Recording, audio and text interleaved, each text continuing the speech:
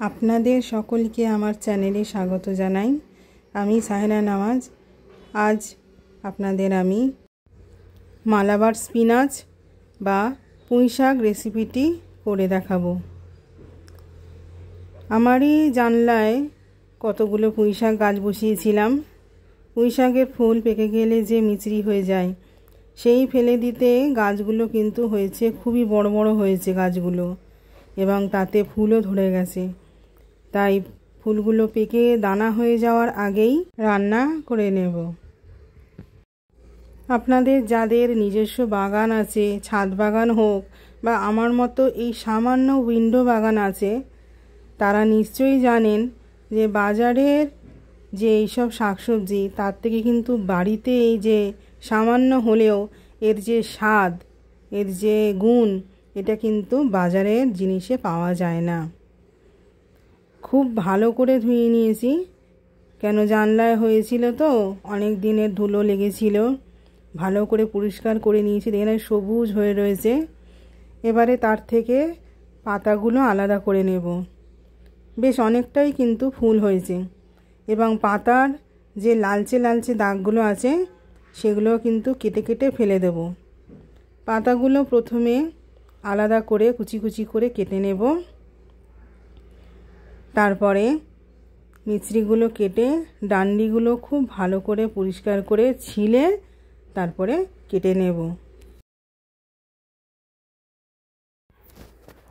আমি প্রায় লক্ষ্য করেছি আমার গাছে যে এরকম অল্প অল্প শাকসবজি হয়, তার কিন্তু কোনো ছিবড়ে হয় না। ডাঁটাগুলো চেবালে কোনো ফেলে দেওয়ার মতো জিনিস পাই না, পুরো মাখনের মতো গলে যায়।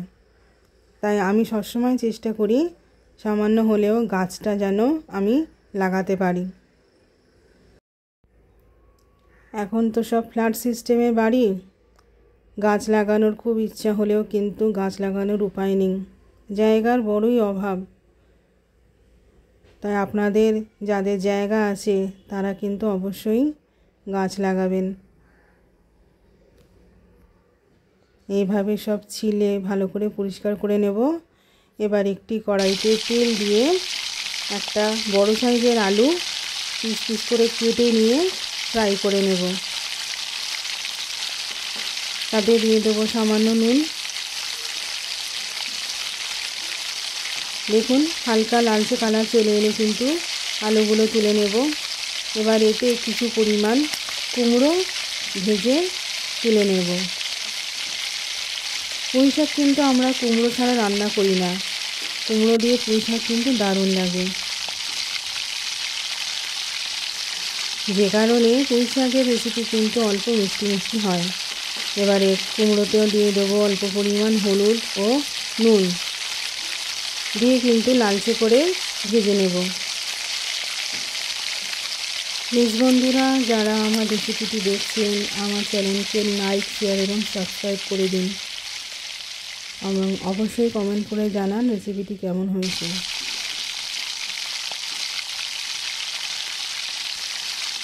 তুলে নেওয়ার পরে এবারে ওই তেলেই একটা পেঁয়াজ খুব মিহিন করে কেটে ভাজতে দেব।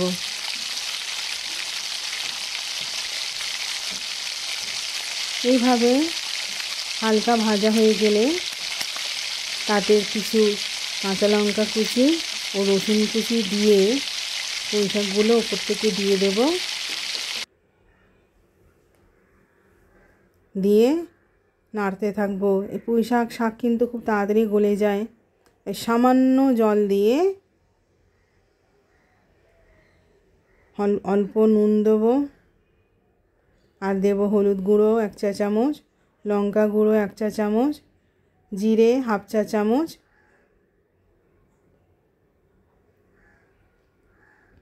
ভালো করে মেশানো হয়ে গেলে হালকা আঁচে এটাকে রান্না করতে দেব 10 মিনিট মতো। দেখুন হালকা আঁচে রান্না করার পরে এর কিন্তু কালার চেঞ্জ হয়ে গেছে এবং ডাঁটাগুলো গলেও গিয়েছে। জল কিন্তু শুকোয়নি, এখনও জল রয়েছে, তাই এক্সট্রা জল দেওয়ার দরকার নেই। এবার এতে ফ্রাই করা কুমড়ো ও আলুগুলো মিশিয়ে দেব। আমার কাছে ডালের বড়ি বা চিংড়ি মাছ অ্যাভেলেবেল ছিল না, তাই আমি দিইনি। আপনাদের কাছে থাকলে দিতে পারেন, দারুণ স্বাদ হবে। এবার উপর থেকে সামান্য চিনি দিয়ে 5 মিনিট মতো রান্না করে নেব। সাদা ভাতের সঙ্গে সার্ভ করুন। দারুণ টেস্টি একটা রেসিপি, খুবই ইজি ঘরোয়া রেসিপি, সবারই ভালো লাগবে। ধন্যবাদ।